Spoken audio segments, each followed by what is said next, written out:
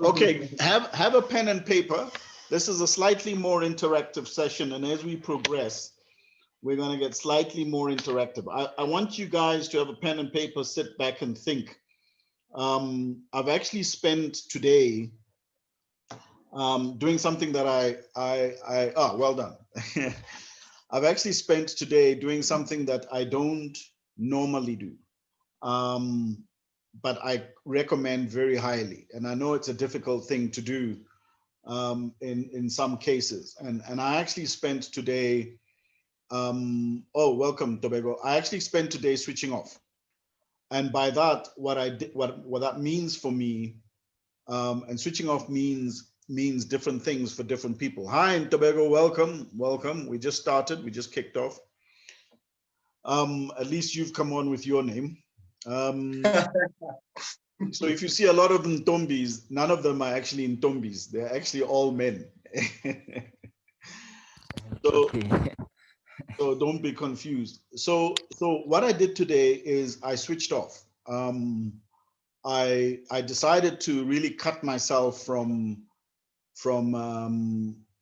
value add and start thinking outside value add. And sometimes that's difficult because you get caught up in the world you're in. And how did I do that? Well, funnily enough, when I actually made the decision around about 12 o'clock, I did it. I mean, okay, I worked most of the morning. But at about 12:30, I decided to do that. When I made the decision, things came to me. It wasn't even so much me chasing them. So there are two things that I actually watched today, and I'm going to incorporate them in my conversation. They're Netflix things. The first one was an actual program or an actual Netflix documentary called Loser. Everybody always watches things about people winning. How about going to those people and having conversations about what happened to them when they lost? And that was a really, really interesting documentary. It's actually just titled Loser. And then the second one that I watched, and I only watched one episode of it, and I know my son's been telling me to watch season 1, and this is season 2, was season 2, first episode of Formula 1. Now, I don't know how many of you are Formula 1 watchers or how many of you are Formula 1 followers, but that's actually irrelevant with a lot of this stuff.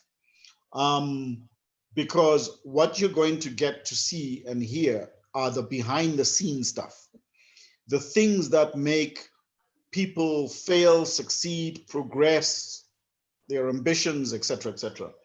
Another example that I think I've spoken to you all about that you must get the opportunity to watch, and watch it whilst it's still on catch up, because I know it'll come off catch up. I don't know where it's going to go after that, is this story of Chasing the Sun.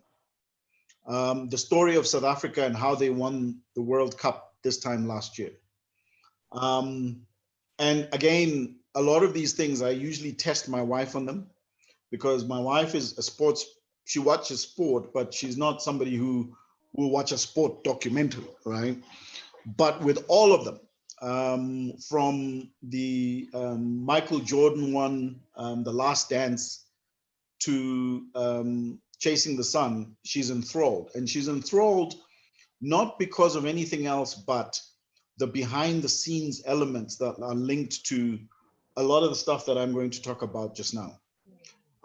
One of the things that at the end of my day, just before, it's actually very good, Mahlatsi. One of the things that at the end of the day, what I concluded was that there are a lot of things going on behind the scenes of the things that we are looking at and facing. So whether we want to talk about a company like Virgin Active and how successful it's been, we miss the engine that's actually making the success work, and how much of that engine has got a lot of grind, a lot of pulling and pushing, a lot of tugging. Whether we are celebrating the World Cup last year and winning it, we miss what's the engine behind all that came into fruition to make it a success. Whether we're watching Formula 1, whether it's a company and an individual, it doesn't matter. There's a lot of engine behind people that are making them tick or not tick, right? Yes, about 2-3 days ago, I had a nurse come to my place here because I needed to do a medical for one of the policies that I'm taking. She was an elderly lady, a white elderly lady. And at the end of taking my bloods and all that sort of thing, she asked me what I do. And I said to her, well, I've got a leadership program that I run for both the youth and, you know, and those in leadership positions. And she asked me a little bit more about it. So I continued to explain a little bit more about it. And then she said to me something that was interesting. She said, and this is at the end, we've probably been together about 45 minutes now. She said to me, I wish my stepdaughter could come on your program. So I said, oh, that's interesting. Why? She says, well, my stepdaughter hates my guts. So I thought that's a bit strong. She says, oh yeah, no, we don't talk. We don't converse. Now, the first thing that was poignant for me was, okay, that's a bit of a, tough situation that she's going through. But the bigger poignant thing over and above that was this thing that I'm telling you, which is behind everybody, there are things that are going on. There are pushes and pulls and strains. The fact that you're in a nurse's uniform, the fact that you may be elderly, and she must have been in her late 50s, early 60s, does not mean that life is normal, content, okay, etc. Everybody's tugging and pushing and pulling against something. So what I'm now fascinated in is, well, how do people succeed in that, pushing and pulling and tugging? What are the ingredients? What's the recipe? If we're all going through it, what's the recipe for success? What's the recipe for succeeding in that pushing and pulling and tugging? And this is what I'm going to talk about now. And I'd like you guys just to sit back, think about it, and I'm going to whisk through some of these slides a little quickly, but I'm sure you'll, oopsie, no, that's not what I want to do. Let's not end the meeting. Let's share. I'm sure you'll get to the context of what I'm talking about. So let's go back so we had the conversation on Dream the Plan 1, and I'm going to recap for some of you, but I think all of you were actually on it. I'm going to go through a quick recap of it. In terms of what we talked about, I mean, the big opening thing that I talked about was this thing of let go, let God. And I think maybe we're 5, guys here right now. I can confess that every time I do these sessions, I'm learning too. I'm not talking from a point of proficiency. I'm also actually having to talk from a point of having to convince myself, or more so even remind myself of what are the elements that are important in certain things. And this let go, let God just became bigger for me. It just became more significant about how many things do we have control over and how many things do we not. And that most of the time we're spending a lot of energy and time worrying about the things that we actually don't have control over and not worrying about the things that we do. And sometimes we lose sight of the things that we do that actually have a very important implication on how the outcomes of certain things are going to be. I also talked about this thing about when we're going to have this conversation around Dream the Plan, is that I'm not going to talk a lot about the hows. The hows will come later. I want to talk to you about the whys. It is absolutely no point in you doing things robotically. There's no point in you doing things unless you understand the why behind the thing that you're doing. When you understand the why, the actual how becomes a lot easier, because you will follow whatever it is that instinctually tells you is going to be the how. So it's important to understand the construct of a number of the conversations that we have in this program, which are really linked to the why. I want to touch that component of your spirit that really drives the reasoning around why, because if I can move into your thinking, I know your thinking will be able to transfer very quickly into your feeling. If I just move into your feeling and motivate, then it'll dwindle away over the next 2 weeks. I want it to resonate with you. I want it to foster and to percolate in your mind. So the other thing that we talked about is, well, what do you need to be doing? And this has actually even become a little bit more concrete for me. I think it's been a while since I've actually sat down and done, I think today felt like a little bit of research where you sit down and you now do a bit of analysis. And there's a book that I'm reading by Brene Brown called Dare to Lead, which is another highly recommended piece of literature. But that research is actually coming together to actually confirm some of the things about what it is that we're supposed to be doing. If we're pushing and pulling and tugging and we have this thing, what is in our control? And what's in our control is the ability to create, and to create mentally. What's in our mind is in our control. And what do we create mentally? The best versions of who we can be. Now, if you're consistently talking yourself down, you're not doing that. What you're actually doing is using your mental capacity to kick yourself in the teeth. So the hard work, the graft, as a matter of fact, interestingly now, sitting today was probably the hardest I've worked. And my consideration of working hard is this thing of actually doing. But working hard, guys, is actually being. It's actually finding that spot where you can be, where you now engage your mind in a manner in which it starts deconstructing and reconstructing either events, but deconstructing and reconstructing those events in a positive way, in a way that enlightens you, gives you a sense of thinking, gives you a sense of perspective. And whether you do that from watching different things or listening to different things, that is hard work.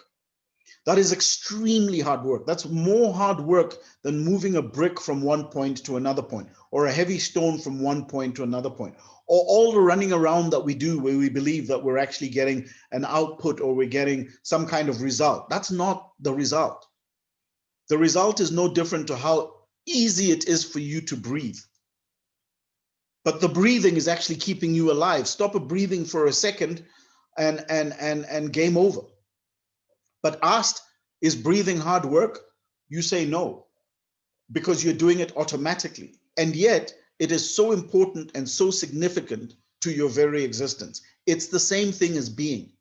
That being bit where you're asking yourself, how can I be the best version of who I am? What are the kind of things that I have to be playing off myself to understand who I am? To understand perspectives, to understand thought processes, to get to that point of understanding where I move from knowledge to understanding. I'm synthesizing stuff. I'm seeing stuff around me and I'm able to then deconstruct that for the purposes of me being better. I came out of today, the 4 or 5 hours of literally sitting on my couch, being better than I was yesterday, just purely from synthesizing information that was coming to me.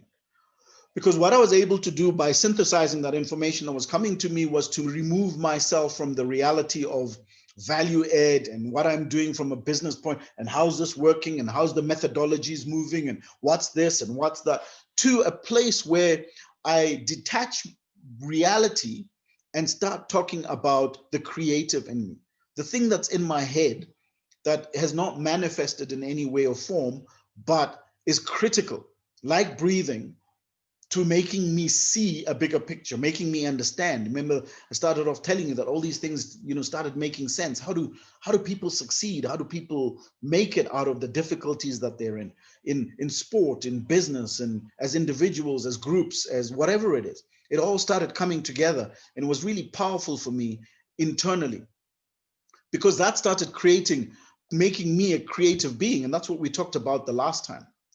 But what was also important in this, Masatsi and Matsitiso and Prince and Tobago, was that I'm thinking on the positive side. I'm not thinking on the negative side. Because remember, I told you the last time that when you imagine, when you dream, there are two ends to that.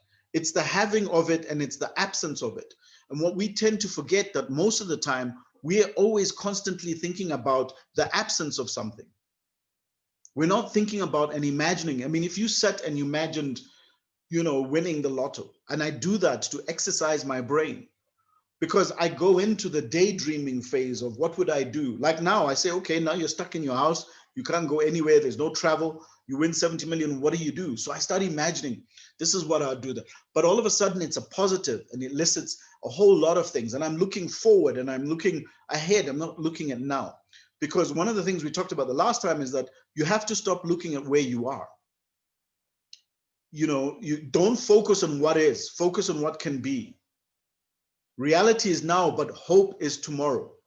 If you watch that the documentary on Chasing the Sun, the rugby, this team that came from absolute nowhere when they were being devastated, absolutely humiliated. The Beast said, I couldn't even walk into supermarkets because I felt so embarrassed about my capabilities and who we were, right? But one of the things that they talk about extensively is setting that vision of hope. But not just hope to win the World Cup, that hope transcended itself. It transcended itself into a hope of the country and how we responded to it and how we all felt and how elated we believed. And when you watch it and seeing these township kids running up and down and chasing these players, and because it's hope, it's bigger than just the sport. It's bigger than just the sport. It's actually more about creating that ability to think anything is possible, right? We don't just look at now, we look at ahead. So what does this mean? It means that we need to protect our thinking. It means we need to protect our mind, regardless of what's going on around us, regardless of what we see, but more importantly, regardless of what we feel. Because the attack on the mind is the thing that's going to create the other end of the stick, which you'll hold on to, which is the absence of. What if? Maybe if, suppose. Those are the things that really drag you back and drag you, into a negativity. And when I watch how people who are going through all these challenges transcend the challenges, move from the challenges, that rugby team did what it did from absolute deprivation of perspective in terms of who they were. What they did in 18 months. There's a lot we've been trying to do for 26 years, 27 years. They did it in 18 months. So what does that mean? It means that there's a perspective that you need to create around how it is you visualize and how it is that you dream. And what is that perspective? Well, the one perspective that they started off on, having been beaten by New Zealand 57-0, and this story of the guy who talks about, the one story I saw about the boxer who went from #1 amateur boxer to the first professional fight, #1 best amateur boxer, Michael Brent. You'll read about him in the US. He was the #1 best American amateur boxer, undefeated. His first professional fight, he lost by knockout. He went from top to bottom to the extent where he couldn't drive anywhere because whenever he parked his car, people would write and leave notes on his car about him being a loser and being lucky. He ended up finding himself in dark places, right? But what he had to do in order to come out of that dark place is that he had to start working on his mind. So he had to start thinking about what it is that he's thinking about. So one of the things that when you understand about your existence on this planet, what is the if you were to ask me, what is the #1 thing that you need to be doing as a human being alive on earth? I would tell you it's this. You must be constantly thinking about what you're thinking about. What are you focusing on? What is your attention on? If your attention is on how hopeless, useless I am, or how hopeless, useless everybody else around me is, or how hopeless, useless, if your attention is on negativity, you're not going to make it out. You're not going to make it out in any way or form. What is your attention on? If you're constantly watching negativity around COVID, negativity around this, that, and the other, etc., then that's what your attention on. But more importantly, what are you telling yourself about you? Constantly. If you are not your #1 cheerleader, then the battle and the attack on the mind is already taking place. The attack on the mind is essential because it leaves you only with feelings. If I can eradicate what you think, then I know you're going to depend on what you feel. And if you only depend on what you feel, you're going to lose. You're going to lose, because feelings are emotions and they're not guided by anything. They're just guided by what is, what's there. If everybody is jolly and happy, sometimes you're jolly and happy. If everybody's down, sometimes you're down. If everybody says this, then you feel that. So your emotions have got no control. They are actually guided by the environment. It is your mind that defines how you feel. But if I've attacked your mind enough, if I've attacked your mind consistently and enough, spiritually, if any of you actually have that belief in God, there is a statement that says that the devil never attacks anyone whose mind is under attack, because it's almost like that person is given. They only attack the people who, in their minds, are stronger than what they're feeling. If that reverses, I just don't feel like. How many times have you said that? I just don't feel like. That's your emotions telling your mind what to do. Because when your feelings start taking over as the primary course of decision making, then it also starts attacking your mind. So now you have you attacking your mind and your feelings attacking your mind. Now you're in a real dark place, in a real difficult place. I don't think I can. Your feelings feel that. You're mentally saying it. It's all symbiotic, and your body then is going to physically respond to this. So this means that the protection of your mind is essential. What are you thinking about all the time? Your vision must come from your head, not your feelings. So one of the things that I watched when I was watching Chasing the Sun, one of the things Rasi was always saying was he didn't put a vision that was simple. He said in 18 months, after you've just got defeated by New Zealand 57-0, after you've been defeated by Australia, after you've been defeated by Italy, he said, we're going to win the World Cup. We're chasing to win. We're not chasing to participate in the World Cup, make it past the group stages in the World Cup. We are chasing to win.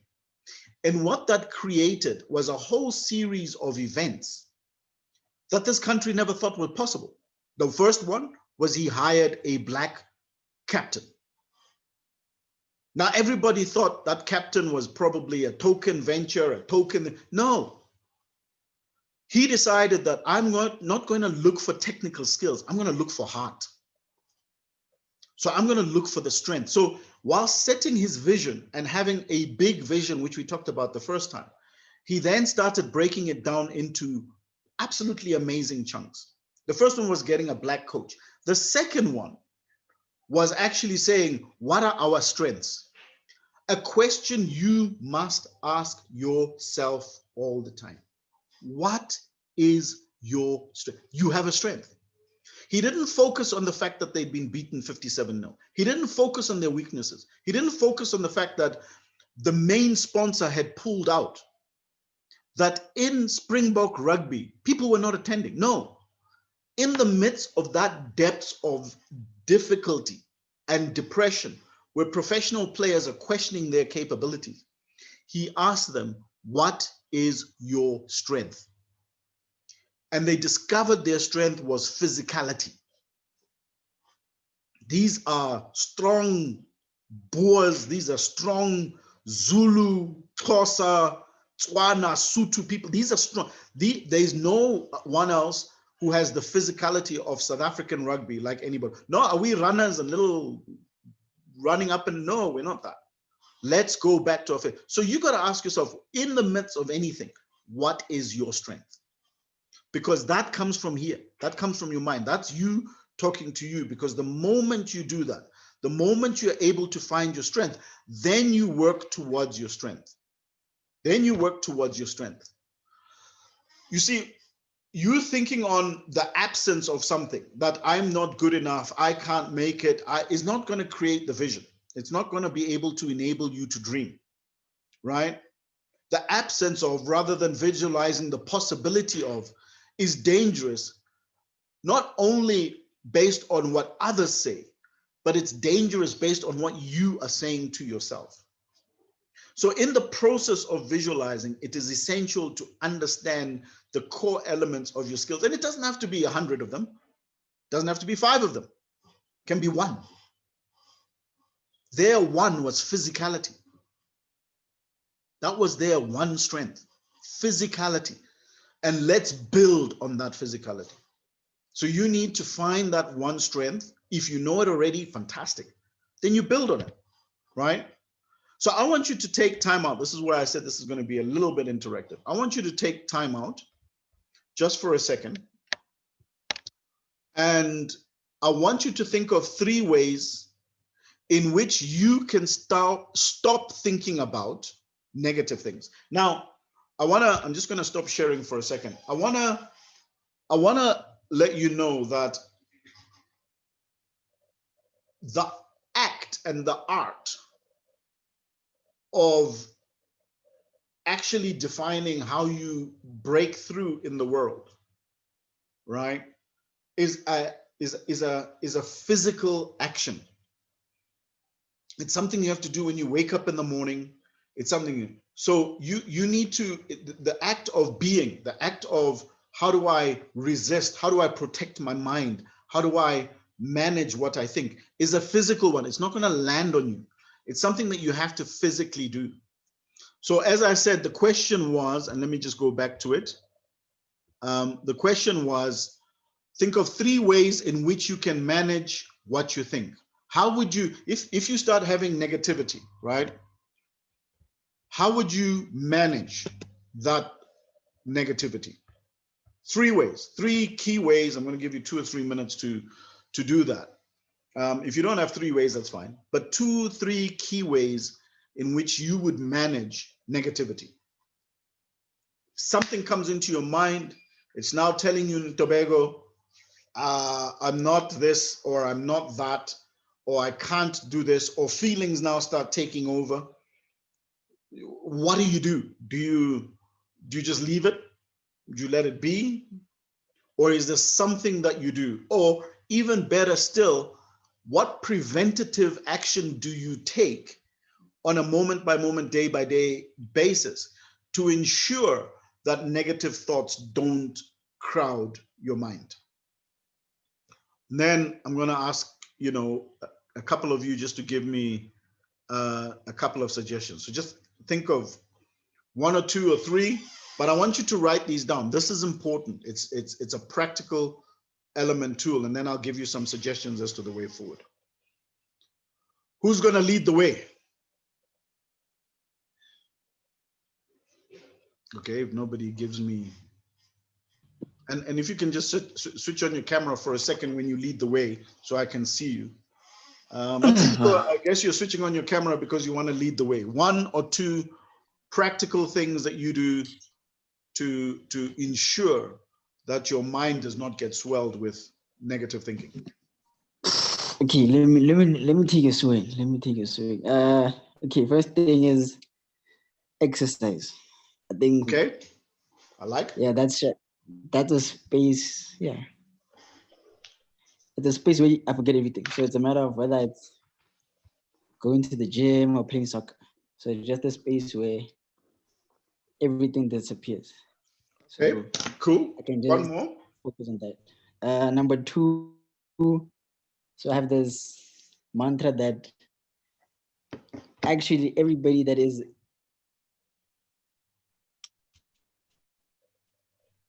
Oh, lost you there for a second.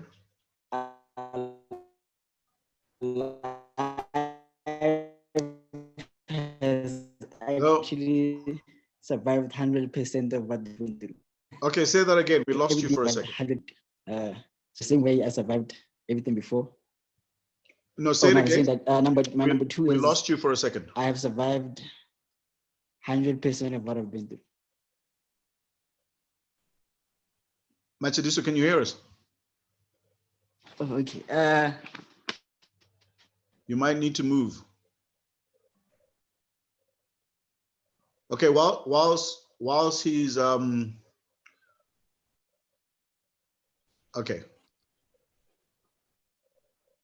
Try again. Okay, maybe if your camera is being affected, then let me know.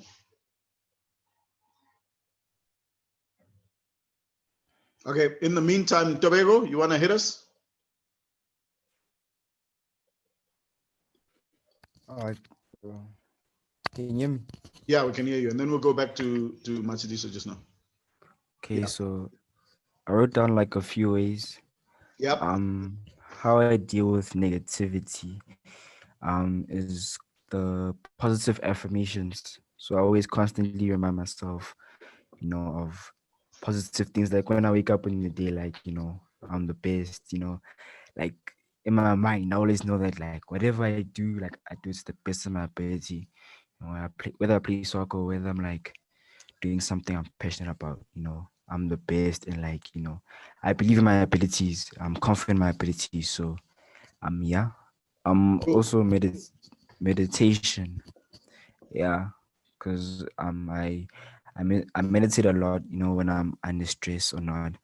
It helps me calm down and gather my thoughts. And yeah, it makes my body feel good. My mind state is fixed, sharp, ready. And yeah, all the negative thoughts just leave my body after Fantastic. that. Fantastic. So that's positive affirmations, meditations. I like those two. I like them very uh, much. Try and make meditation um all the time. yeah, I also said my why. Yeah, because whenever like bad things happen to me or like I'm feeling down, I always look to my why. Like, why am I doing what I'm doing? You know, because like, yeah, it helps me dig deep and like, find the courage, kind of like the, Michael Jordan, like the Last Dance or the Springboks. How they had to dig deep, like dig deep, find some new motivation, something unheard of, like the impossible to win. So like, yeah, my No, why. I always remind myself of my why. I like that. I like that. I really do. I really do. Prince? Oh, okay. Mine is stop. I stop watching the news and listening to negative media unless it's something concerning my future. So we have a norm at my family that whenever we are sitting at home, we do not watch any form of news.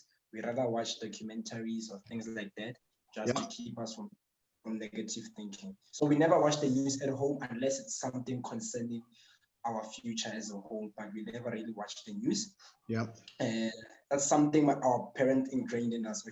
And another thing also is setting daily goals, monthly goals, and yearly goals just to keep me grounded and motivated all the time. So I always set goals. It can be from the smallest goal possible, just to greet 10 people or just to have a conversation with 15 people, because I can be introverted at times. So I set daily goals just to keep me going and motivated also, and not to think a lot while I'm when I'm alone.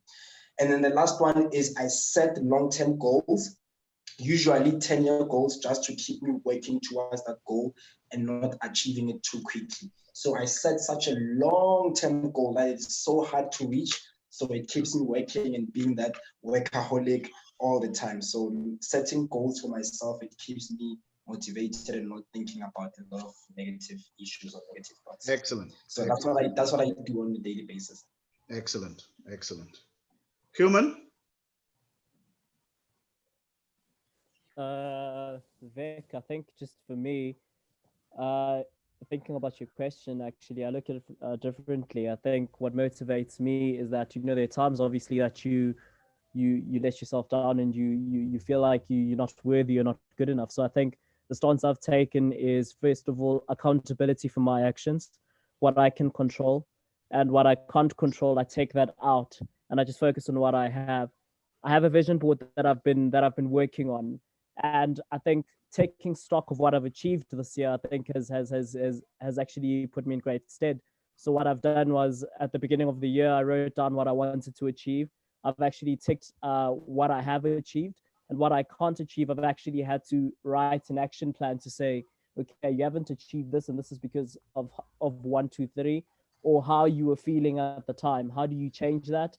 And I think from how you change that, I started to motivate myself as to say, how do I change those feelings into a winning mentality? And then I've actually moved on from there.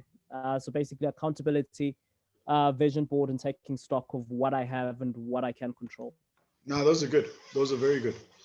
Now, you guys have got some good stuff. Sorry, Machidisa, we lost you. I think you were saying one more thing and then we lost you. Okay, let me attempt. Hopefully, I had to climb a tree for the network to work. So hopefully, I'm good. Okay, yeah. What did I say? Exercise first. Yeah. And then yeah, the other one is I've survived 100% of what I've went through. Yeah. So Yeah. as So we said reflection. here, everybody has survived 100%. If you're still standing, you've survived 100% of what you've been through. So same way you've survived 100% what you've been through, you will survive whatever's coming. That's my second thing. My third thing is the outcome must always be growth. I don't, whether input, whether it's bad, whether you're having a good day, whether you're having a bad day, that's the input. The process and the output is controlled by you. So whether somebody's angry at you or something bad happens, my outcome to everything ultimately must be growth. So good or bad day, outcome must be growth. So yeah, those are my three. No, that's excellent. Guys, I'm very proud of you about these things. Huh? And please don't take it lightly. Don't take what you do lightly because not everybody is mentally surviving. The whole rise of mental challenges is as a consequence that not everybody has got what you guys have listed here. These are really powerful things that you're doing. And that mental management is something that you have to do from now until eternity.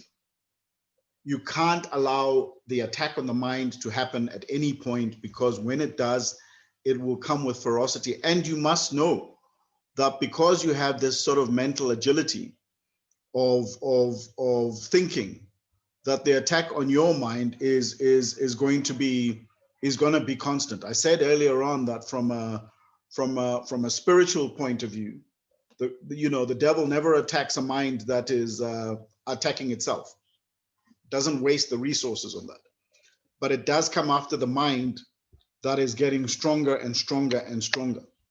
So it's like being white belt in karate. When you succeed, you're going to have to get to black belt, but you're going to have to fight one person, 3 people, 5 people, 10 people. And all you need to remember as you're doing that is that you're getting stronger and you're growing. These are fantastic. I wrote a few here that I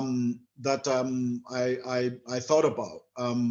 So the one which is obvious, which is what you guys are saying, is be aware of what you're thinking about, right?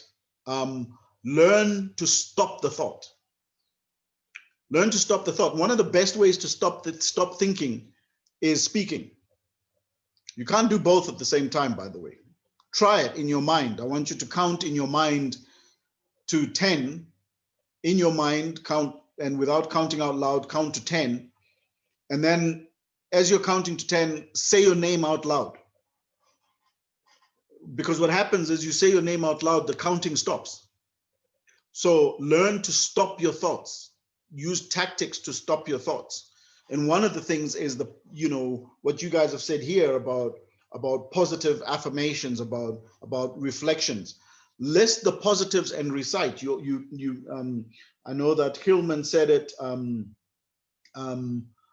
You said it, in terms of setting goals and list the positives and recite them. Recite them. It might sound crazy. Be in the shower and recite them. Talk about, where you've come from and what you've succeeded in. Recite them. That also helps stop negative thoughts. Then understand, where do your negative thoughts come from? I know mine. Mine is money. My sense of who I am is defined by whether I'm able to provide or not, whether there will be scarcity. And it actually has nothing to do with money, by the way. It has to do with a sense of loss. It has to do with a sense of abandonment. It has to do with a sense of believing that I'm going to be nothing. So money is just the trigger. But I've had to spend a lot of time, and I'm still in my 50s spending time to understand that it's not a trigger for money. It's a trigger of it's abandonment issues. It's me having a feeling of that I'm going to be without. So understand and identify what are the negative thoughts, when do they creep up and how do they creep up, and learn to stop them, and then remember to recite where you are. I have to recite that I have never had famine, regardless of what situation. You can imagine, having worked in organizations where I was paid great money, I still had thoughts of insecurity around money. And then now I'm running my own business. It should be, I still have them. So understand them. The other thing is label the thoughts. That's the thing that I'm saying now. Understand, what are they? Money, scarcity, money is equal to scarcity. It's equal to security issues. Develop a routine. When you get up in the morning, have that routine for the first 15, 20, half an hour that includes meditation, that includes reciting to yourself, that includes re-looking at your vision board and just smiling and saying, hey, look how far I've come, taking stock, meditating, etc. Give yourself quiet time, right? And then the other thing is, the way sometimes to fight negative thoughts is not always to fight them with fire. Sometimes you always want to push positive thoughts. Sometimes it's just be, like the day I took today. Just be. Go and watch a documentary on something, or because all of a sudden your mind will start reflecting in a completely different place and be experiencing something completely different. How you feel will always give you a sense of what you're thinking. So if you want to protect your mind, understand your emotions. How you feel will always give you a sense of. Today I just said, you know what? Let me just take some time out. Let me take a little time out and do A, B, C, D, E, F, G in the afternoon. Let me do something different, just for that sense. And it is essential, right? Sorry, there may be some noise because I think there's somebody arriving. Oh no, don't worry. It's a car just arriving. It's essential because that taking time out. So today when I took the time out, when I started reimagining and creating a different construct in my mind, thoughts, ideas, impulses, connections, concepts, constructs all started coming together. And I realized the power of just being, the power of just enabling my mind, this brain, this computer to actually work, rather than the power of using my body to run around like a chicken with no head, thinking that I am working. Because that generates the kind of pull that you require, or the kind of sense that you require. And the other thing that I was able to do today, which you all must remember, is that in the creation of anything, reality must prevail, because there's a gestation period. Usually what the attack on the mind is the creation that we're trying to create, but the thought or the belief that the manifestation isn't there. In everything that we do, in everything that we think about, and I've had to think about a lot of this in value add. In everything that I'm doing in value add, I have to understand that there's a gestation period. You don't just get there, right? There's a gestation period for what you visualize. But you do have control over its manifestations based on how much attention you put on it. And there I add positive attention. How much you keep dreaming about the lotto, how much you keep imagining the business, how much on your vision board you keep staring at it, you keep oogling at it, you keep being excited about it, you keep having attention on it. If it's a vision board and it's stuck in a cupboard somewhere and it's never seen, okay, it's not going to happen. If it's goals that you're setting that you're not excited about and enthused about, then they're never going to happen. But if you pour your mind over it in a positive, productive way, then you have the control as to how those things can manifest. And one of the examples that I put about, you will have to put your attention on the good sensation feelings of thinking about the possibility of the manifestation rather than the absence of it, and thinking and enjoying the idea of the thought process that's around it. And one of the things that I use as an example is pregnancy. It's a powerful thing, because most women who are excited about pregnancy get excited just once they know, within 2-3 weeks or whatever it is, that they're pregnant. The baby is not there, it's not born.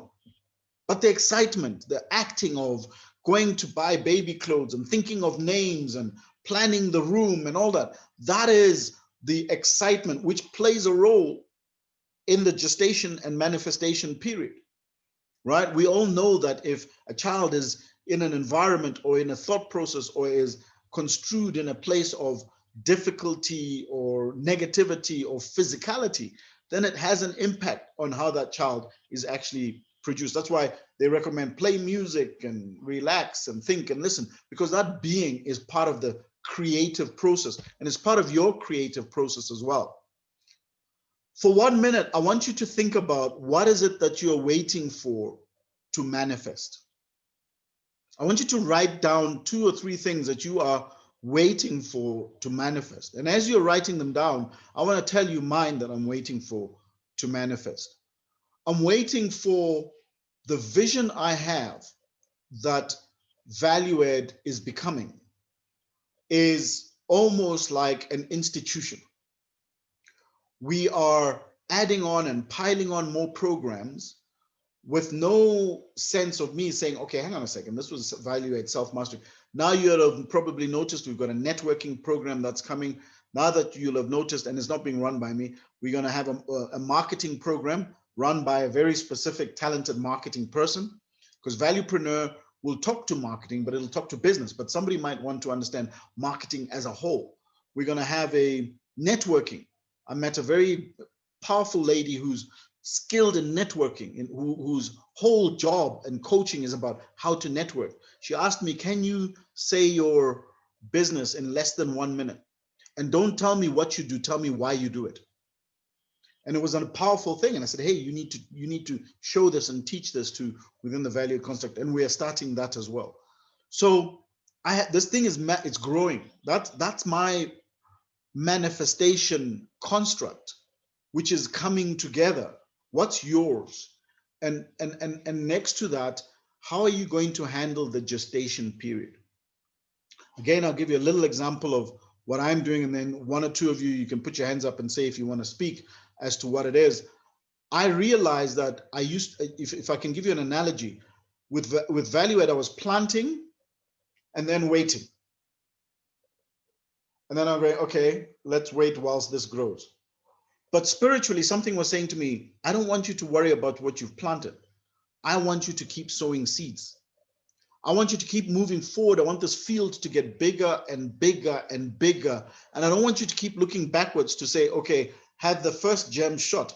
That is not in your control. What is in your control is the ability to sow. So you sow.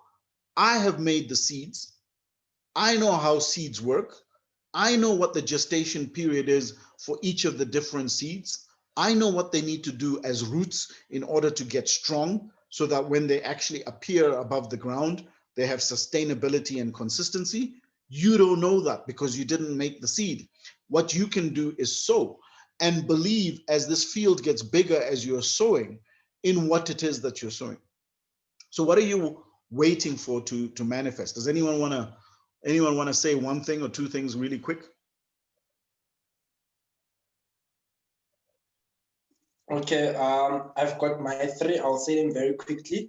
My first one is I want to be the first Black headmaster in the history of the school that I teach in, because never in history have they ever had someone who's Black in leadership position. I hope to be that one day.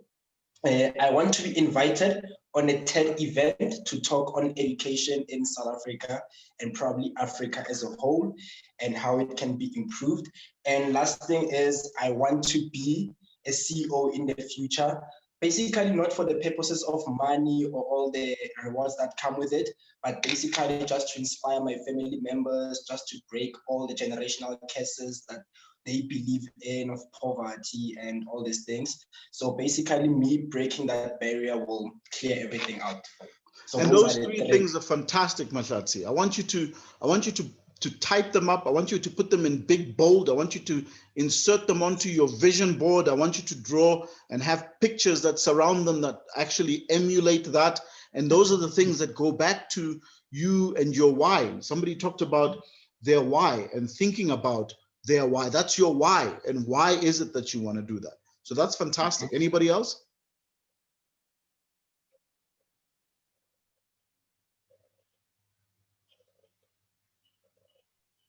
Nobody else? Okay, let me try. Yes. Let me give it a swing. Okay, three things. First thing, what I want to manifest is the day I can focus on growth and abundance and not survival. I think that's a big thing. And if I can get to that, I just want that to manifest. Do I get to a point I feel like I'm not surviving and I'm just, the basics is handled and all I'm focusing is growth and abundance. That's one thing.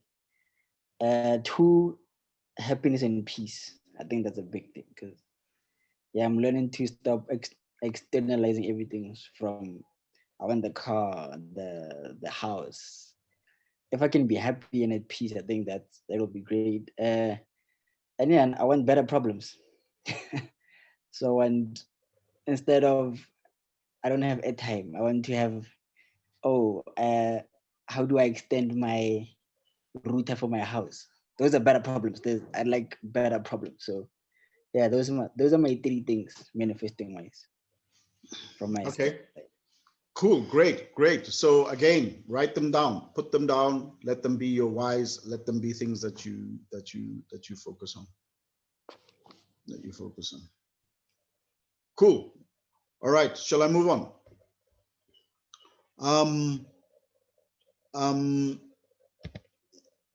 Yeah, the three things. So sorry, this thing is just in my way. I'm gonna have to move this over here.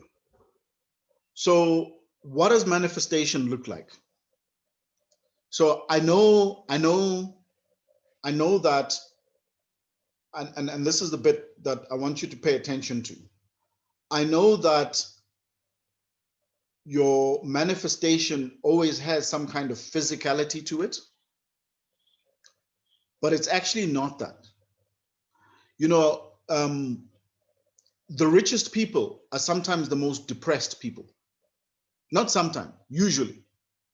The people with no issues with regards to finance happen to be the most loneliest of people.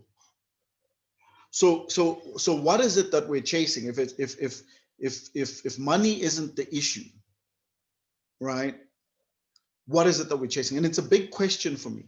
What is the vision that we're chasing? The vision that we're chasing ultimately is the feeling.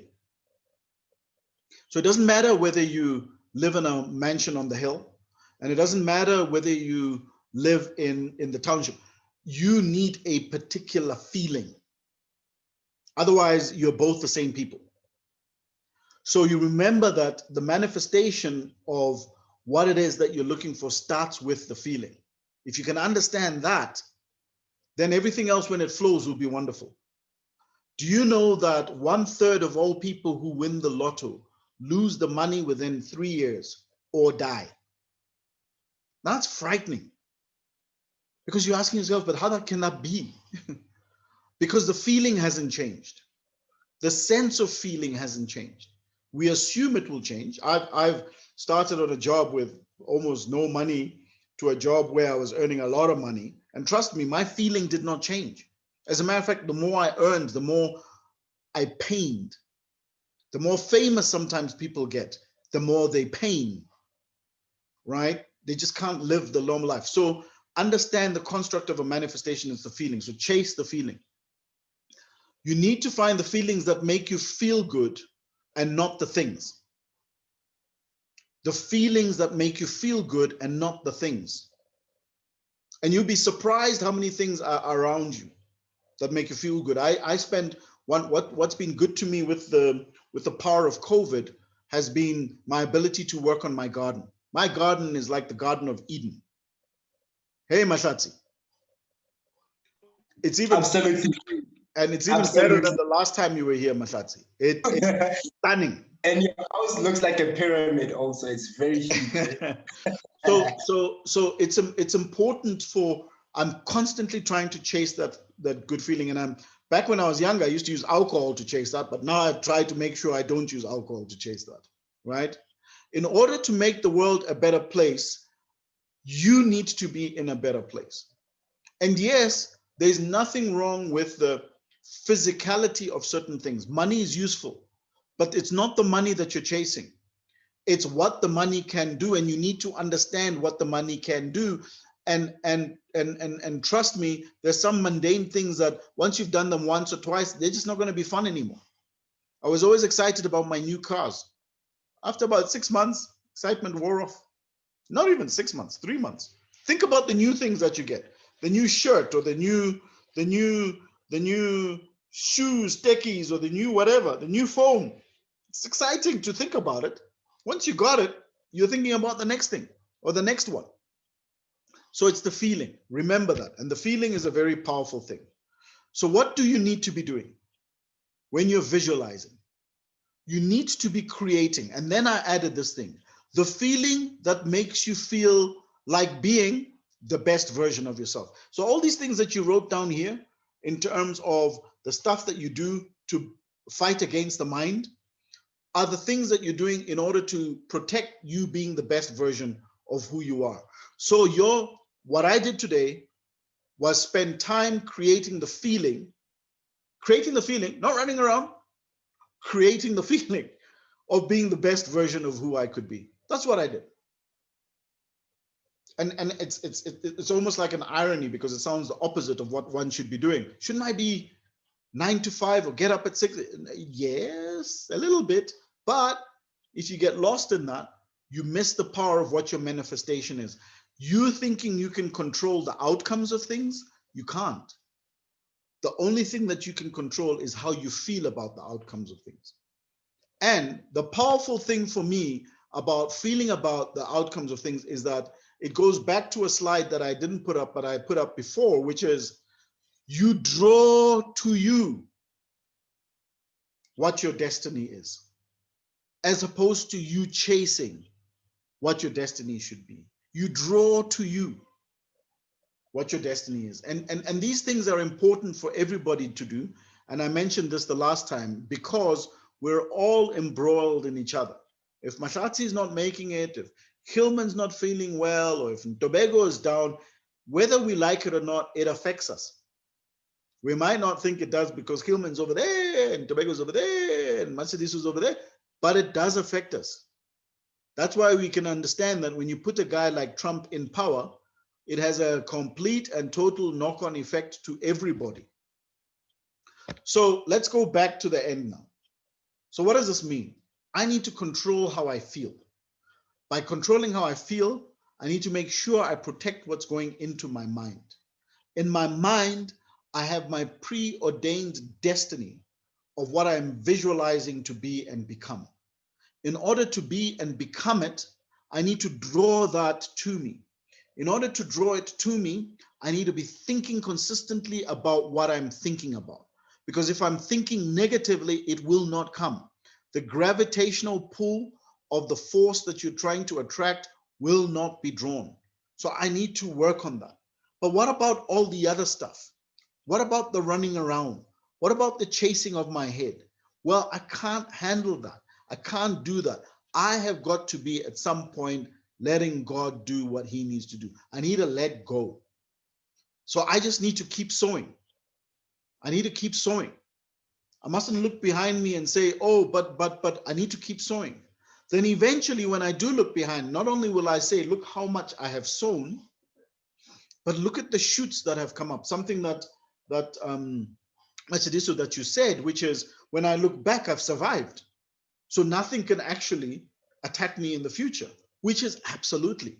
And if that continuously becomes ingrained in you and your DNA in terms of the positivity of the future, then you miss the melee of what's going on with regards to a mind that's under attack. You miss the melee of what's going on to when you are in negative in thinking and contemplation. The battle of depression or anxiety or complete pressure does not come, right? It does not come in the manner that it should. I'm just about to finish, and then we'll take questions. Is that you, who's asking questions? I'll take a question right now. Let me finish. I think I've got 2 slides left, and then we're very welcome to finish off with the last of the questions. So I said to you that the universe is made up of laws, and those laws never stop. I talked to you about the law of gravity and the law of the centrifugal force, how far the earth is from the sun, the law of oxygen being converted to carbon dioxide, being converted back to day and night. I talked to Bia those laws. Those laws never stop. But what I didn't want to say then, and I'll tell you now, is because those laws are what are called consciousness. They exist, they're alive, they're consistently in motion. They're not just some formula that's been typed in and it happens all the time. No, they are very conscious. So that's why when we pollute the ozone, they're affected in terms of what happens to our climate and our weather. That's why when there are certain things that happen with regards to human beings' intervention in certain things that are not genetically in that consciousness, they're affected. And what I want to end off by saying is that that consciousness created you. It's the force that created you to be a creator. That sperm, that ovary that came together, every part of your anatomy was created by that consciousness. And that consciousness does not stop when you are born. It doesn't end when you're born. Somehow we think we've gone through all that. We land on this earth as this beautiful canvas painted for us with all the air that we need and all the food that we need and all the water that we need and day and night and gravity and all that. That's all been painted nicely so that we can just battle our way through this? No. It's there so that you can actually progress with utilizing that consciousness that you already have that's within you to fulfill the very mandate that you were meant to fulfill on this planet that enables I to be who I am because we are. Does that make sense? Because that's the end. Absolutely. Thank you very much, Uncle Vic. That's the end of why you must dream the plan. Why you must go and tell everybody to dream the plan. Dream. Uncle Vic, just a quick question. Yes. What are your 3 manifestations? You never told us your 3 manifestations for your life. So yeah, no, mine are very different. So my 3 manifestations are what I told you was my first one with regards to what I'm trying to visualize and what I'm trying to create for Value Ed and for Elevate. My second very big one is the manifestation of being a father. I know I have to be a father based on my background and what I want to be, the father that I can be. So I'm constantly working and building on that. But my biggest manifestation is joy. I want to have sheer joy of consistent aspiration and excitement. So one of the core parts of why I know I'm being attacked financially is because, or when I think financial, is because one of my most scary things about joy is scarcity, but not scarcity in a financial terms, but scarcity of abandonment. Okay. So when I'm attacked on the abandonment thing, when I'm attacked on being reminded that you were the one who was left, right? They utilize money as a mechanism to hit me there. So I know to hit back, I need to think about joy. That's my pushback. And everything that I do, the irony is everything that I do around joy actually creates the scarcity. So I knew I had to leave AdCorp, my job, to have joy. But the job was paying me over 3 million. I knew I was going to have scarcity, right? And the scarcity was going to attack my joy. So it's a vicious circle, but it's a circle that I've come to appreciate, I've come to understand, and I am seeking and will continue to seek that peace and joy, which I do get, by the way. I do get. Counter intuition. Yes. I like that. Who said that? Because everybody's in Tombi here. Tom Ben. Oh, it's Tom. Oh, I did. Yeah, yeah. Yeah, like No, absolutely. He who it's can from a master his emotions can control everything. Absolutely. You yeah. get what you focus for. Absolutely. So the you know what it is, Matsudiso? The counterintuition thing. I like that terminology. It's powerful. It's actually going to the dark place. Because in Yeah, order for me to get what I want, I need to go to the place that I don't want to be at.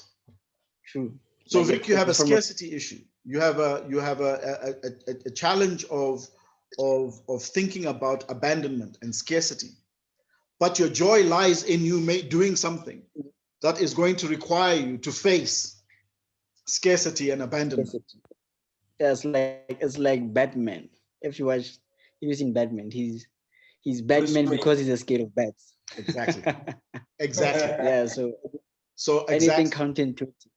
Yeah, so yeah, go And through the and that's pain. what it is. And that's why I say that in the mind, in your mind, and I want you young guys to do this because we need it so desperately in our country because it's going to change who you are. When you practice, it's like riding a bike. You're doing it, you're doing it, you're doing it in your 20s, you're doing it in your 30s. It is going to make you like the movies of Batman and Spider-Man and Superman. If you see them right at the beginning versus when they're now, it's a completely different human being. So Yes, yes. it's going to make you stronger. And when it makes you stronger, your attacks are going to be stronger, but your response to the attacks are going to be a lot better. And the challenge that we're having in our country right now is everyone's under attack and they're taking the attack. Yeah. Our whole parliament, in terms of corruption, took the attack. They just put a little bit in front of them. PPE tenders, they took it. Hey, Now you're seeing the I mean, consequences of that things, not just now, but from 10 years ago. But we need people like you guys who are going to be able to resist the attack, who are not going to be going with their feelings, or I feel that if I have this, then I will have that. You're going to go with this, and this is going to say, you can't break this. Hey Vic, can I just add something there, if you don't mind? Sorry. I was just saying, can I just add something quickly? Yes, yeah, absolutely. Jump in. So I was watching a document. It's not even a documentary. It's a couple of interviews. So I've been following the elections in America, and Yeah. obviously, Joe Biden and everything that has been going on. So now I think it was in 1988, if I'm not mistaken. So Oprah was interviewing Donald Trump at the time. So Donald Trump was busy building his property development empire at the time, and so obviously he'd become a celebrity within those ranks. So he'd managed to get himself to become a celebrity, and I think the one thing, say what you must about Trump, the one thing that I respect, especially about Donald Trump, is attitude. So in this interview in 1988, Oprah asked him, "So would you go out and try and become the president of the United States?" At the time, he laughed and he said, "If I became the president of the United States, I'd probably be the best president that ever was." That's what he said, 1988. Yeah. He wasn't thinking about being president at the time. And when he got the opportunity to run, what Trump did, what most people didn't do, and how he beat most politicians, is that he believed in himself that he was the best. He would become the best president that ever was. He took the opportunity, and hence taking that opportunity, he became the president initially. No, absolutely. His empire in terms of the development, obviously he went through bankruptcy. He came back even stronger, and he even built the Nevada casino. He even went bigger than what he did before he even became president. So I think you just have to have that undeniable belief that you are the best, have that attitude, clear your Yeah. mind, remove everything that is there, and go for it. And I think that's the attitude that people should be attacking life with currently. I think, yeah. Human, spot on. Like air, like oxygen, like gravity, the power of consciousness does not discriminate. It doesn't say you're good, you're bad, so you can have oxygen, you can't. Everybody breathes the air, everybody has gravity, and everybody has this power. Adolf Hitler had the power. Look where he came from and what he did. So you don't have to be, it doesn't have to be, it's not for good people or for bad people. It's a simple power. right? Yeah, How you use it from an intentionality point of view, that becomes a that's different a different debate, story. Mm. right? Because the forces will fight against you if it's used negatively consistently. But it'll give Yeah. you rope. That's one of the things that I came to realize, that the forces give you these forces, that when you tap into them, this consciousness, when you tap into it, this sense of, as you've said, focus, when you tap into it, will take you to where you need to go. But behind that, there has to be intentionality, Mm. because in this world, it's a battle between good and bad. That's Mm. why the attack on the brain, right? So if the attack on the brain utilizes these forces and drives forward to do good, then the greater forces of good will be on your side. But if they're not, eventually, what goes around Yeah. will come around. Yeah. So you'll And end I, up using your own power to be, it'll destroy you. It'll be yeah, destructive to you. So I yeah, think absolutely. Whether it's Donald Trump, whether it's Adolf Hitler, whether it's Idi Amin, whether, it doesn't matter. You can think of the most powerful people who've got to where they've got to, saying what they said, whether it was Muhammad Ali saying it, whether it's Cristiano Ronaldo, it doesn't matter. They're just, Michael Jordan, the umpteen people will tell you, and those are the ones that we know of because they're celebrities, but there are lots of people in your day-to-day life who make it just because of that element. But I I always think say one little caveat: make sure your intentionality and your motive is guided mm, by the right things. But that's a conversation for another day. That will be keep yeah, on keeping. I think to send off with, I think you're speaking about manifestation at the beginning there. I don't know if you can hear me. I can. I'm just moving a little closer. Yep.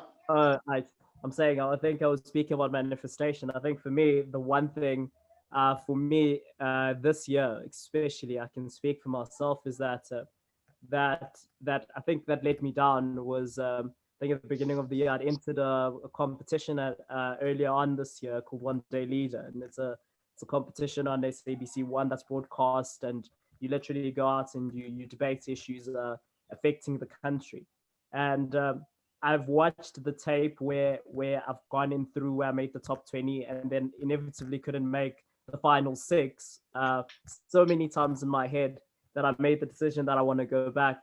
But going back has been scary. Has been scary because I understand the process. Like it's a really wrenching process in terms of elimination from 500, 1,500 all the way down to 20. And I was thinking to myself, are you going to put yourself through this again? And I was laughing and I said, you know what? It's something that I want to do. It's something that I'm missing and I want to go back and win it. And I think that's the only thing that I've been focusing on and literally going back and saying, I don't want all the mistakes that I made. I've learned my lesson. I want to do this. I want to do this. I want to do that. I want to do this.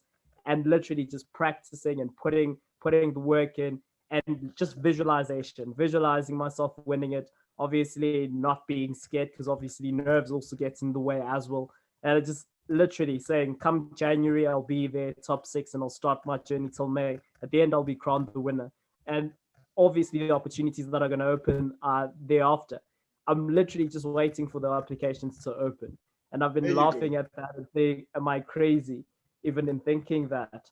And how like I'll gain favor in terms of producers, the SABC and all of that. Yeah. And I was just laughing with all of that. And I was just thinking, manifestation, that's the only thing I've been thinking of for the past, 7 months, and thinking that I want to go back. And as I said, for me, I think that's the only thing that I've been focusing on. And I hope that when I go back, everything goes well next year. Yeah. And it's going to be a true story. It's going to be a true story, your result. And that's it, guys. And I want you guys to take this that you have and pass it on to people around you. And I'm sure you're doing that because it's powerful. What you guys are doing and what you have and that kind of thought process, Kilman, and that it's powerful. It's not, and so many people just don't have it. It's such an essential tool to survival, such essential tool to existence, such essential tool to continuation. It's essential for what we're on this earth to do. That's it. Is to create and be the best versions of who we can be and utilize that power that's God given within us. As I tell you, I'm a very spiritual person. So this being created in somebody's likeness and God's image and likeness, it means I can think what I think and breathe what I breathe and say what I say and create like he created. So, but it's the focus, it's the attention, and it's the pure, unadulterated space of. One thing I didn't mention here to you guys was another way of growing this thing is growing love. It's a powerful, antidote to all the other things, to fear, to anxiety, is growing love, and love is hard. Um, and analyzing what does love mean and all that, but that's a conversation we can have some other time. But yeah, absolutely powerful. Proud of you guys. I think this was brilliant. I think what you guys are doing is brilliant. Fantastic. Thanks, Vic. Thank you Cool. very much, Uncle. No Good problem. evening. No problem. If I don't see you before, have a great weekend, and we'll chat soon.